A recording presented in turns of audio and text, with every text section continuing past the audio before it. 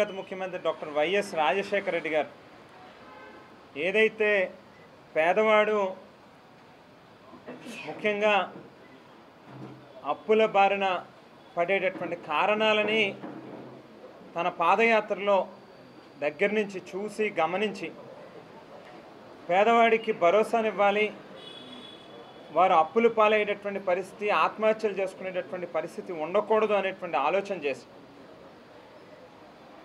విద్య వైద్యం విషయంలోనే ప్రధానంగా పేదవాడికి అండగా నిలబడాల్సినటువంటి బాధ్యత ప్రభుత్వానిది. అది పేదవాడి యొక్క హక్కు అని భావించినటువంటి రాజశేఖర రెడ్డి గారు ఆవేళ యావత్ ప్రపంచ దేశాలలో ఉన్నటువంటి ఇతర ప్రభుత్వాలు పాలకులు మన వైపు చూసేటట్టుగా ఫీజు రియంబర్స్మెంటు, ఆరోగ్యశ్రీ అనేటువంటి గొప్ప పథకాలకి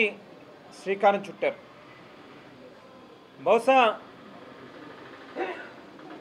ఏ ఒక్కరి మదిలో అటువంటి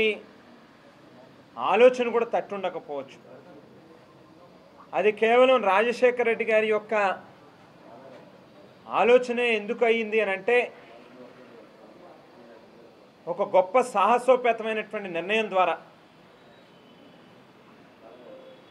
ఆవేళ ఉమ్మడి రాష్ట్రంలో పాదయాత్రను నిర్వహించి ప్రజా ప్రస్థానం పేరిట పేదల యొక్క గుండె చప్పుడుని విన్నారు కాబట్టి ఆ పాదయాత్రలో ప్రజలతో మమేకమైనటువంటి సందర్భంలో పుట్టినటువంటి ఆలోచనలు ఇవన్నీ కూడా మరి తండ్రికి మించినటువంటి తనయుడిగా రాజశేఖర రెడ్డి గారు పేదల కోసం ఒకడుగు ముందుకేస్తే నేను ఆయన ఆశయాల కోసం స్థాపించినటువంటి వైఎస్ఆర్సీపీ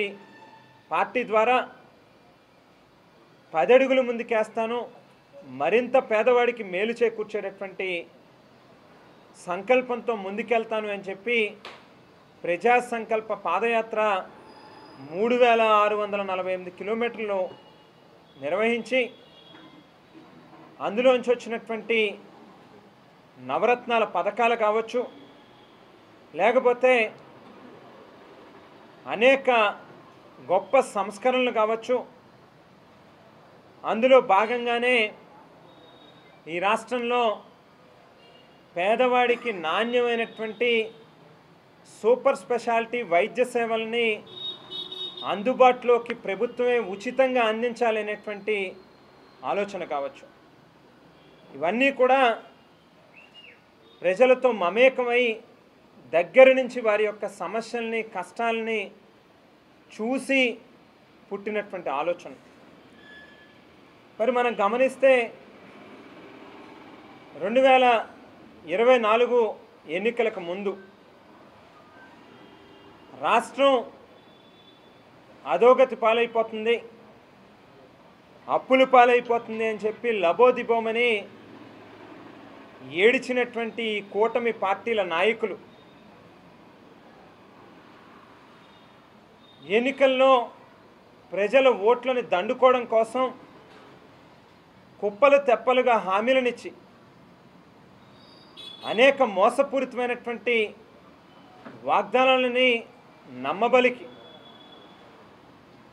ప్రజల ఓట్లను వేయించుకున్న అనంతరం అధికారంలోకి వచ్చిన తర్వాత చంద్రబాబు నాయుడు గారి యొక్క సహజమైనటువంటి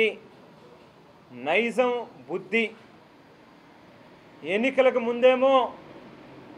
ప్రజలకి నమ్మబలికేందుకు అనేక హామీలను ఇస్తాడు, ఎన్నికల అనంతరం వాళ్ళకి చెవులలో పూలను పెట్టేటటువంటి కార్యక్రమం చేస్తాడు.